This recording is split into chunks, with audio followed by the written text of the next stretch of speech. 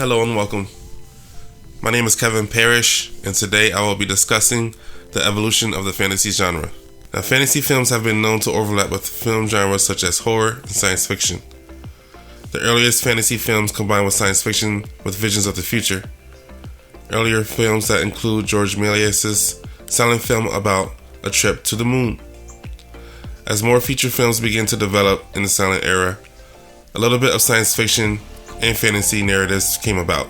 Films like 20,000 Leagues Under the Sea and The Thief of Baghdad, which starred silent film idol Douglas Fairbanks.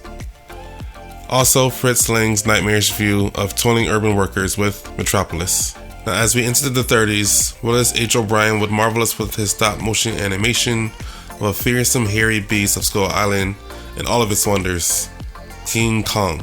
Things to Come and Lost Horizon, both produced by Alexandre Korja, were also some notable mentions in the 1930s. Also produced by Alexandre Korja, the amazing Technicolor costume fantasy adventure, and one of the greatest children fantasy musicals of all times, The Wizard of Oz. Now, very much like the 20s and the 30s, there were still very few fantasy films being made. In 1940, The Thief of Baghdad was remade and was a huge success, receiving multiple Oscar awards. By the 1950s, special effects started to play more of a role in the creation of fantasy films.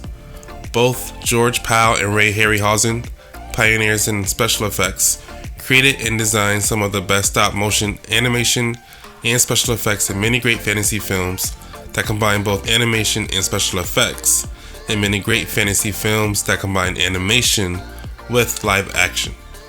Films like Academy Award winner Destination Moon, low-budget sci-fi disaster When Worlds Collide, the alien invasion film The War of the Worlds. Finally, Pal would succeed with a musical fantasy, Tom Thumb.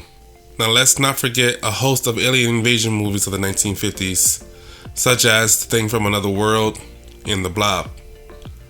Japanese filmmakers would also introduce to the world their very own infamous monster in Gojira, or as we know him today, Godzilla, King of the Monsters. Now, fantasy films will start to become more popular moving forward within the 1960s and beyond. We will start to get more subgenres within fantasy films, like fantasy adventure, and start to become more popular with films such as The Time Machine, which was remade twice. Once as a TV movie in 1978, and again in 2002, which was directed by Simon Wells, H.G. Wells, the author of the book's great-grandson. With the 1970s, we were graced with sci-fi fantasies of Lucas and Spielberg, with the highly successful Star Wars and its sequels in the trilogy, with additional special effects, exotic space creatures and spacecrafts, fantastic but friendly aliens or extraterrestrials were the subject of Steven Spielberg's Close Encounters of the Third Kind and E.T. the Extraterrestrial.